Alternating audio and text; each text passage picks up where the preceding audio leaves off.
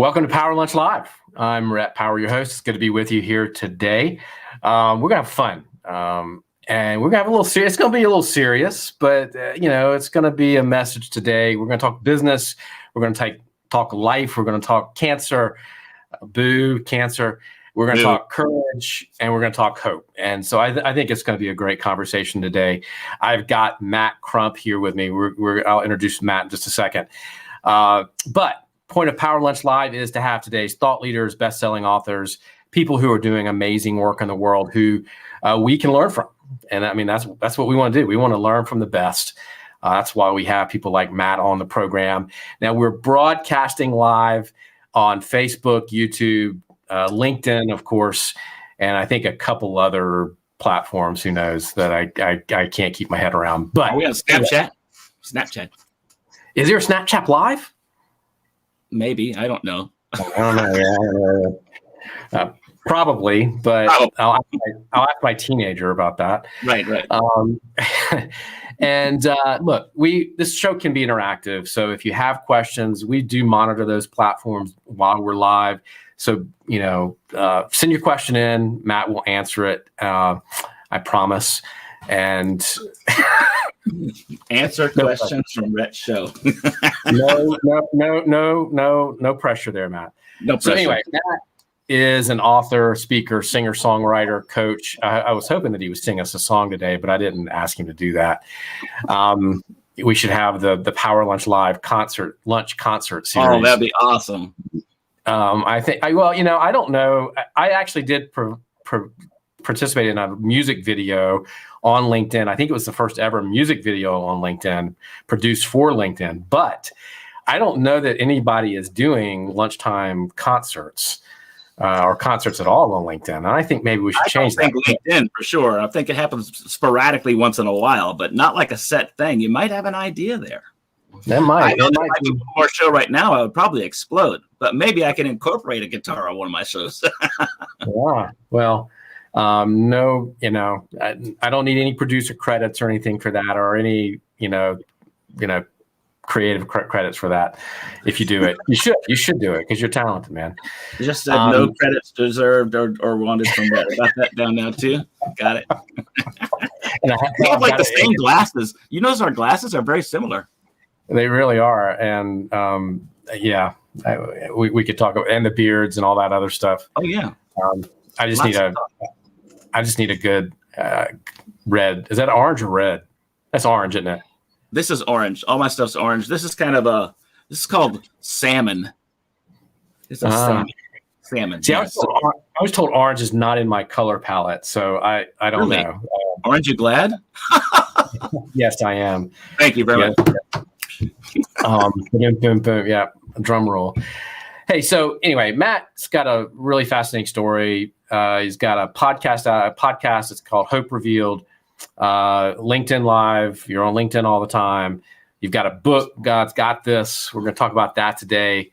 You've got your nonprofit ministry, Servances and Witnesses, to talk about. So man, you're doing a lot of cool stuff, really helpful stuff. And so welcome to the show. Thanks, Rhett.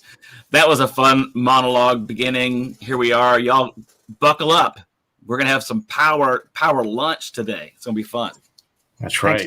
I appreciate it, Rhett. So who is Matt Crump, man? I mean, you're doing all this stuff.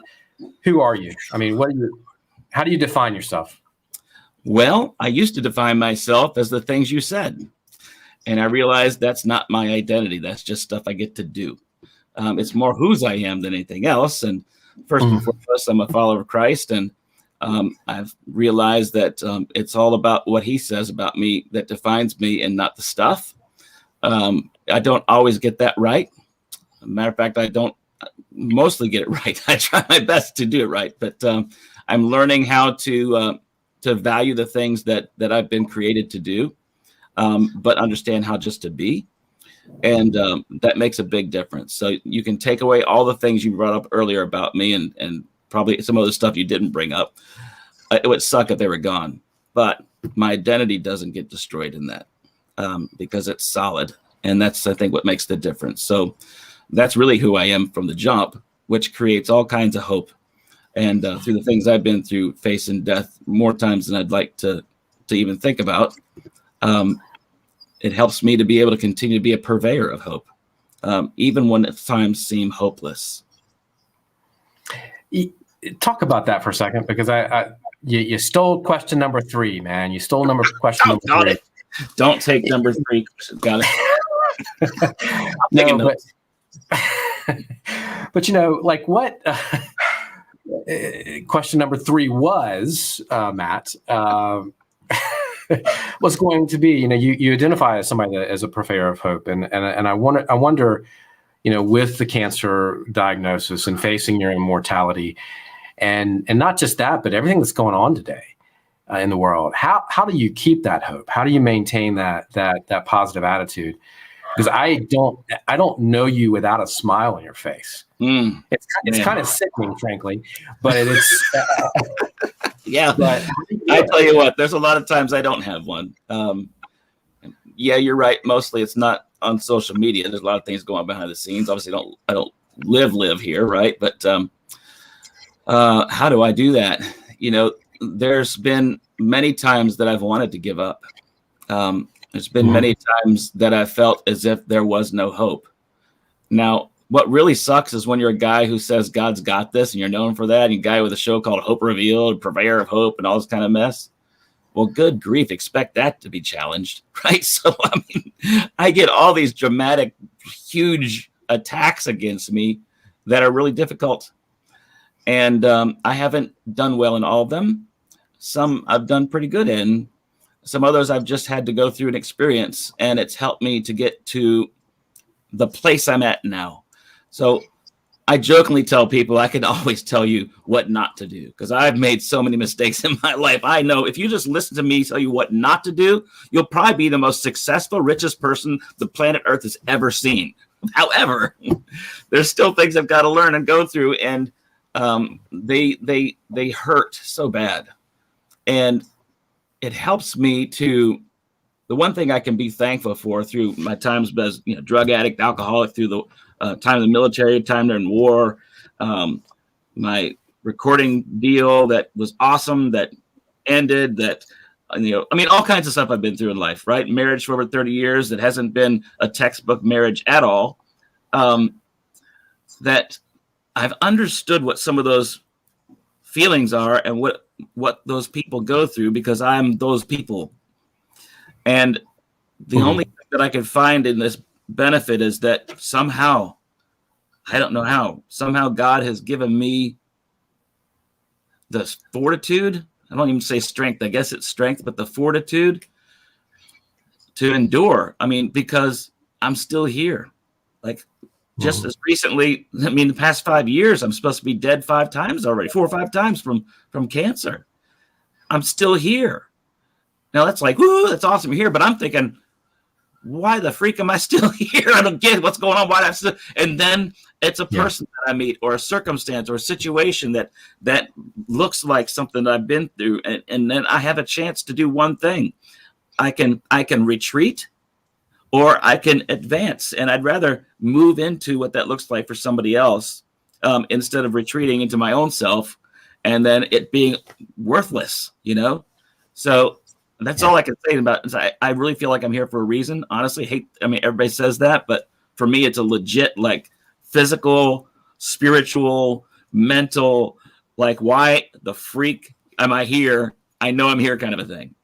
And why not do it for other people? Because what's the alternative? Well, I'm going to turn the tables on you a little bit. You ask questions a lot of times about, what is your number one goal? So what's your number one goal? Yeah, my number one goal now, because I do move. It's a moving target, right? My number one goal is to really live into everything that I was created to be, to honor my family in that, and everything else is just everything else. Okay.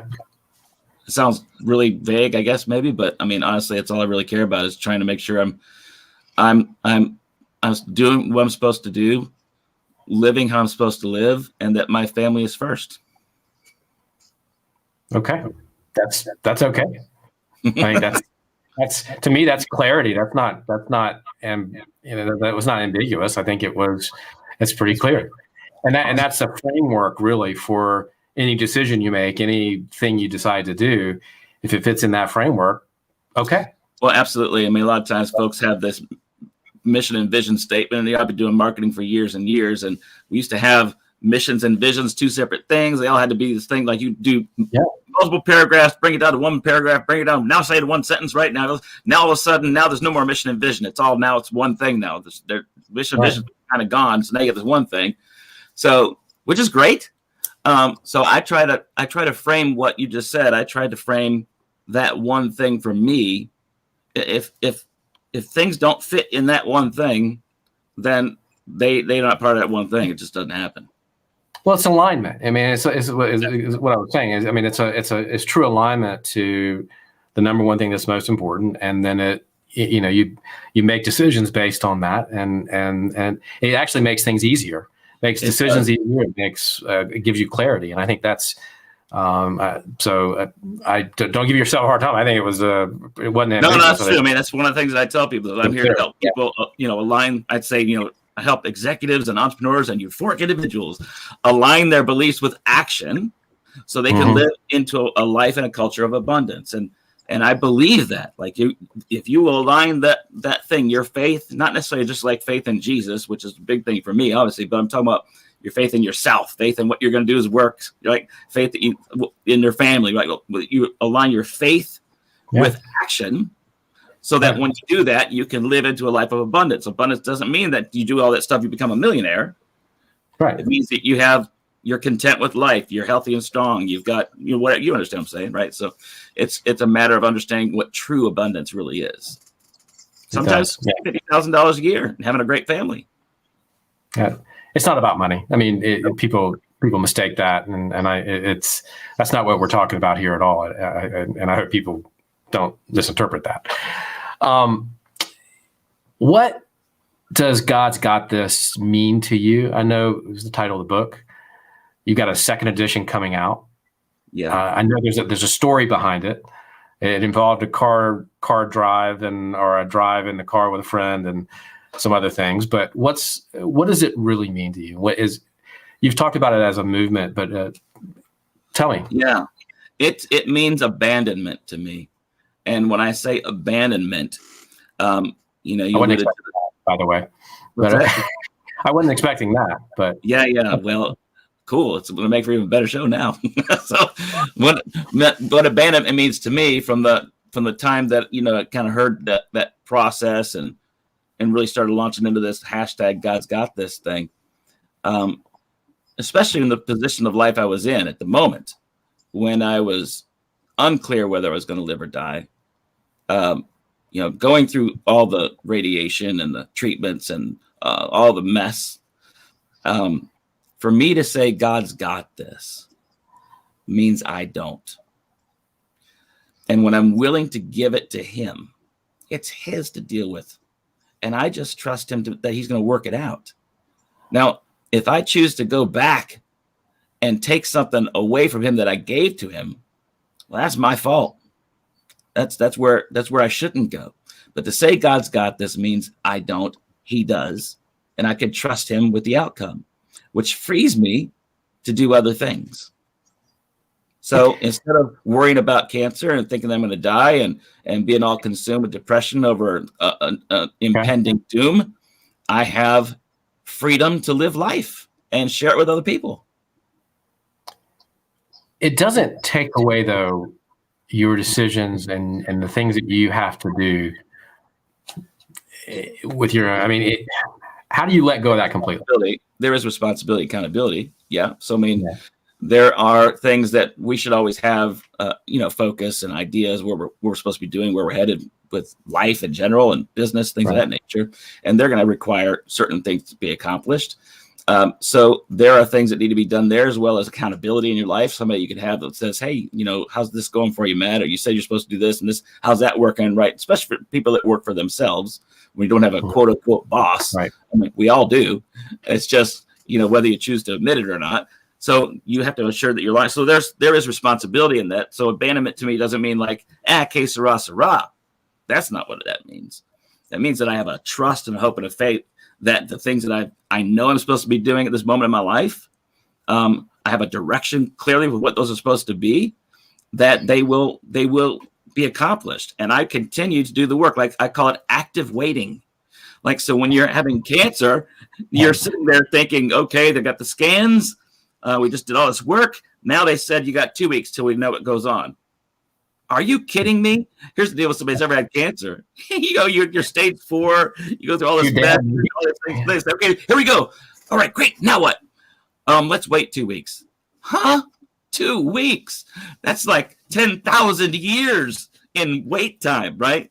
I say it's the weight of the wait. It's the WEIGHT of the WAIT. So there is that heavy weight of the wait. So when they have that unknown variable in between places, I call that actively waiting. So I could stop and say nothing happens until I find out something, and I will just eat popcorn and watch TV, and that's it, because I can't do anything until I get the word. Or you keep doing what you're supposed to do, and whatever comes back your way at that 2 week mark is whatever comes your way, and then you deal with that and keep moving. Right? It sounds super easy, but there's a place where you have to know that abandonment means I'm no longer going to, one scripture in the Bible says to be anxious for nothing. It's actually a sin for a person who says they're a Christian to worry. Crazy? Yeah, but true. Because when we worry and we have anxiety about things, for me, it means I just said, God, you're not big enough to handle this. Sorry. I know you did all this stuff, create universe and all the things around little dogs and cats and people. Cool. But you can't pay my electric bill this month. That's for sure. I mean, how dumb does that sound? I mean, come on. So it really applies in every area. Now, I don't mean to make light of some heavy situations, obviously. I'm trying to make a point. Abandonment means there's a place where you trust him, and then there's an active place of waiting. Now, that is the WEIGHT right there of the WAIT. And in that place is where we're sent to the pits in our life. And when we're sent to the pits in our life, boy, I could talk for a whole hour about this one, but when we're sent to the pits in our life, there's a choice. When you go down into the pit of despair, the pit of loneliness, pain, frustration, lack, not good enough, whatever. When you're down that pit, it's easy to be consumed with self and all the things, the fear, the doubt, the lack, all these things can be, and you can just be consumed in the pit, and you stay in the pit, and nothing happens until somebody throws a rope down to you, pulls you out, whatever you got, right? There's a ladder in there while you're in the pit, but you have a choice. You can get on the ladder and climb out and go back to some of the things you were doing before. Or at the bottom of the pit, there was also a shovel. Why is there a shovel at the bottom of the pit of despair and life and all this thing goes on? Well, because there's gold to be mined in the pit of despair. When you are in the pit of despair in your life, you're not there because you're being punished for how bad you are, or how horrible things are in your life. You're there because there's character development. There is an opportunity for things to happen with your integrity in life to make you better than you were before. But you've got to be willing to pick up the shovel and start digging for gold. And then you get on that ladder and you climb out with something new that you didn't have before. You take the ladder before you hit the shovel. You missed the point. And guess what? You're going to go back in the pit again until you pick up the freaking shovel. Over and over and over again. Okay. Yeah, buddy. That's cool stuff, right? Gosh, I wish we could talk more about that one, but I hope people get something out of that. Okay. Yeah, that's a lot to think about. We'll have to process that. Okay. Okay, scratch question 5 and 6. Then. 3, 5, 6. Gotcha.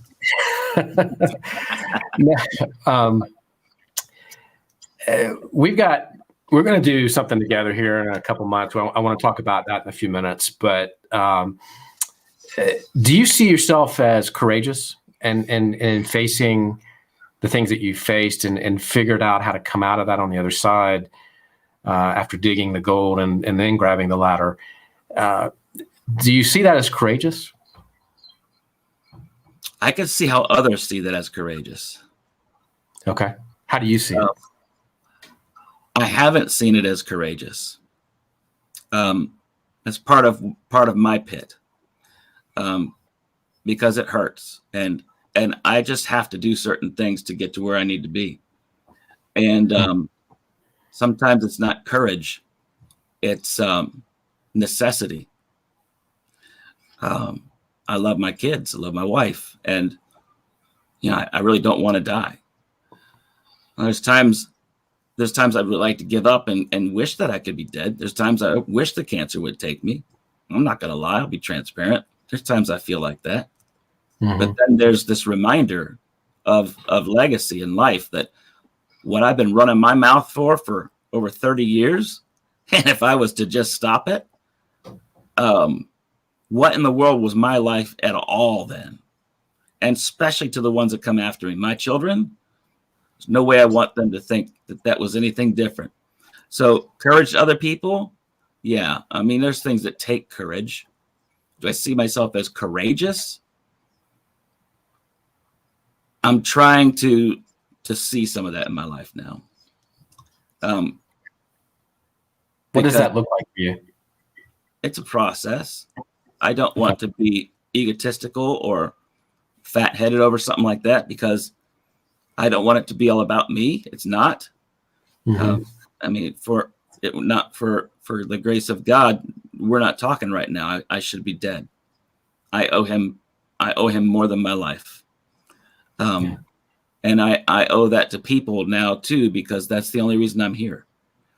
So for me, understanding about what it's like for me to live into saying, I know Matt's courageous, right? So people talk about self-love, self-empowerment, all those kind of things, right? I get that idea, but sometimes I feel it's more necessity than courage. I just think courage is a byproduct of something like that.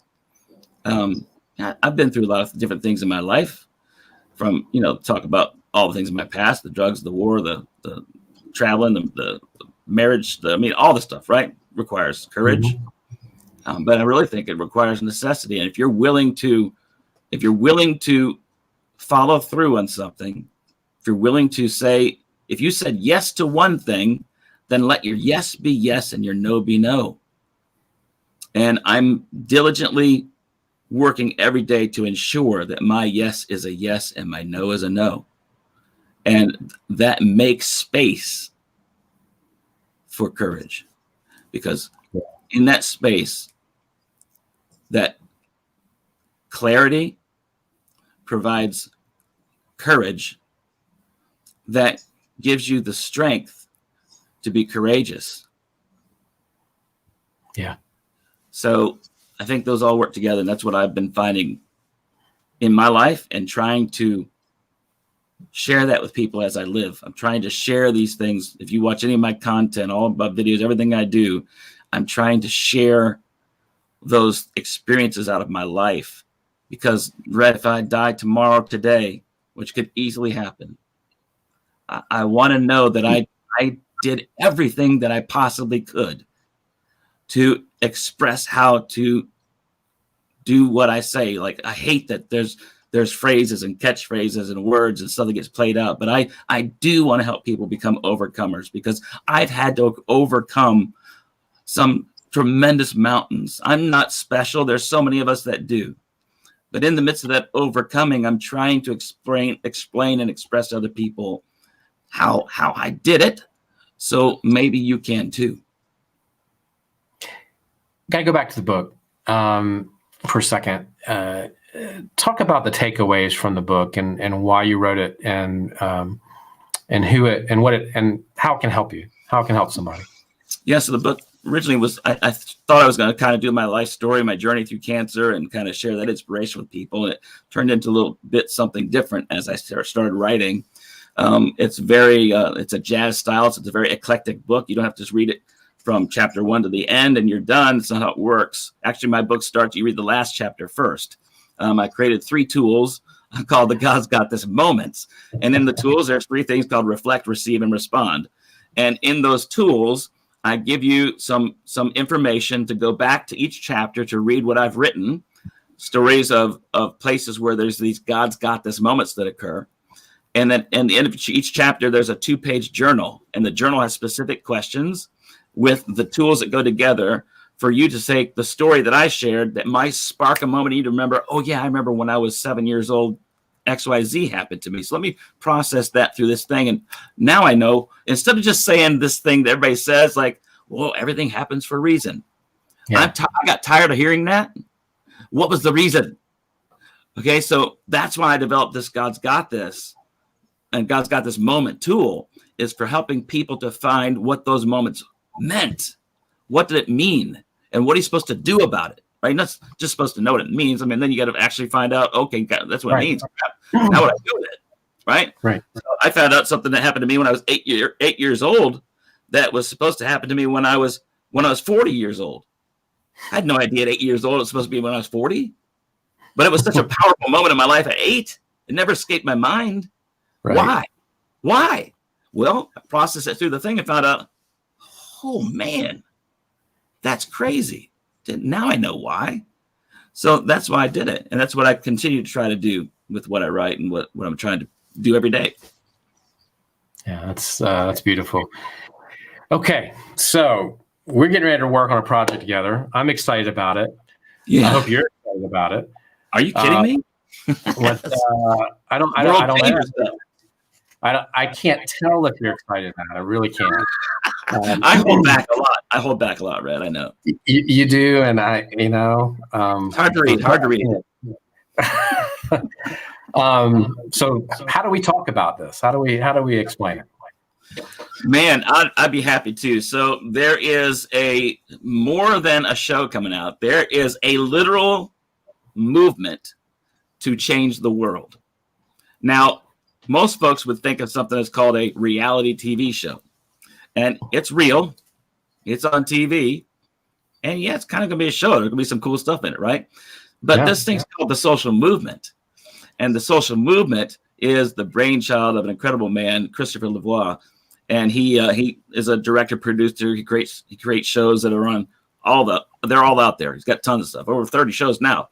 And he created this thing called the social movement. Now, there's a long story. I'll spare everybody because we got like no much time left, right? But what he wanted to do is he wanted to create something that could bring real change to the world.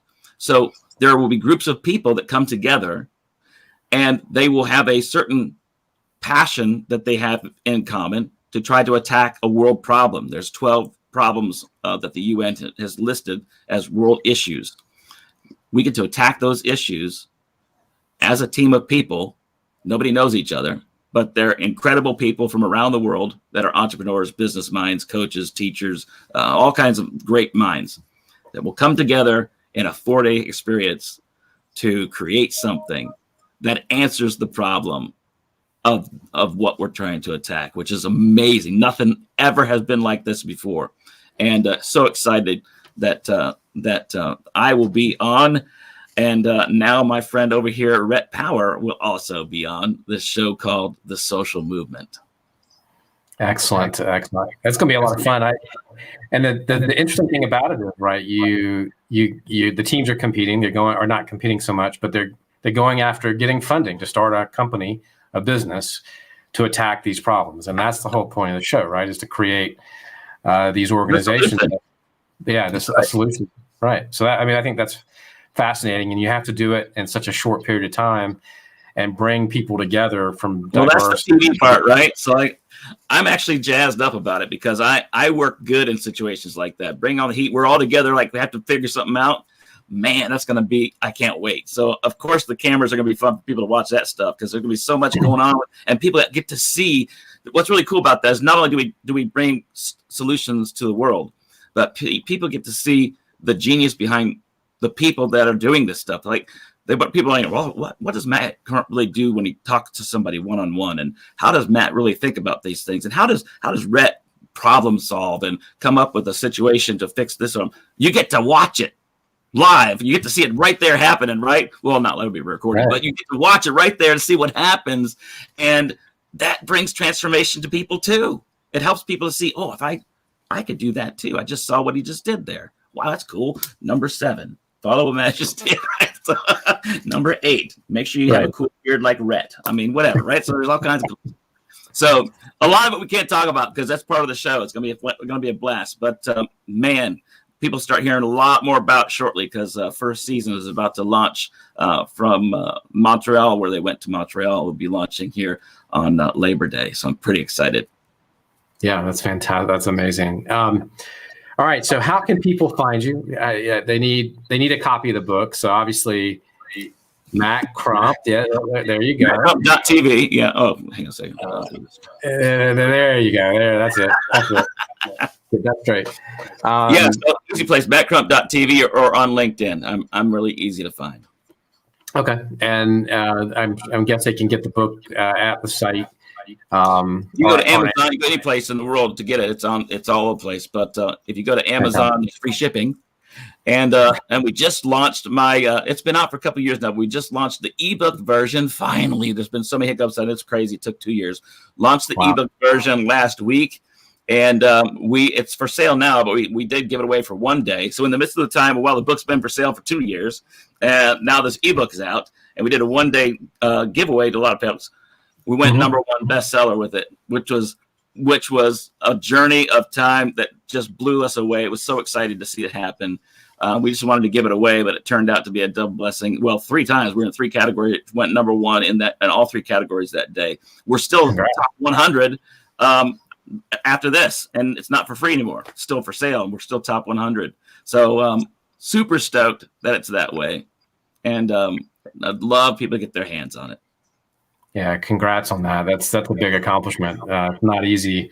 It's not easy to put a book out anyway, and but to make it a book that people want and success, make it, that it hits that level of success is phenomenal. It's awesome. So you're also a coach and a speaker. You got to plug that stuff too, because people really, I think, could benefit from the message. Thanks for that, Rhett. Yeah, my passion, as you can hopefully tell, is people. And I'm not perfect, like I said, but I do have a few things down over the years. And I put that together in a few different ways through some of the things that I do in my programs, my one-on-one, my 30-day, 90-day, my program called The Flip, right? There's all kinds of things there, but you can go to my website again, mattcrump.tv, find that all. And even the dogs are excited about it. It's crazy. Like, you got to go there. You gotta go. So my passion in coaching and consulting is to be able to see the lights turn on, right? To see people that go from one place to get to the next. And that journey in between is a blast. It's a lot of hard work, but it's good. And I don't like people that just market and you pay $10,000, $20,000, $5,000, whatever. And then you go to this thing and you get these modules of videos that unlock after each one. And you get these PDFs and then you get to one phone call a week in a group of 100,000 people. And then, join the Facebook group for free, because on this Facebook group, you're going to get so much information that's going to blow your mind. So it's like, although I do those things, my focus is the person. I say, when somebody gets me as a coach or a consultant or whatever, you bought Matt Crump. You got me. You can't get rid of me forever. Well, as long as I'm alive and you are, like, if you got questions, I'm not going to go like, no, sorry, you spent the money. I got the receipt right here. No more talk. Nope. Go to the Facebook group. Have a good life. So like, I want to ensure that I'm there for people. So it comes from my retail work and my businesses have in the past. I believe in value after the sale. And I think it's so important to offer that to folks. So I'm really passionate about doing that in my work. That's fantastic. Hey, Matt, it's been a pleasure to have you on, man. It really has. We forgot about earwax.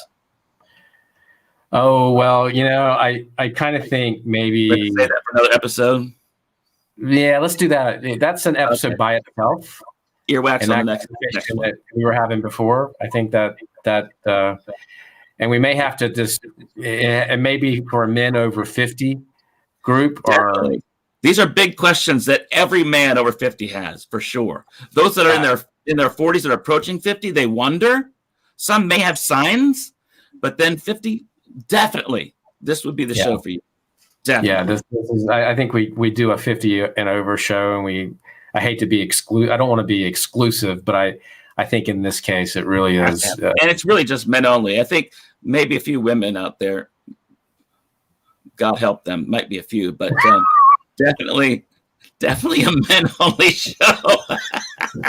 And God help the husbands of the no, that's horrible.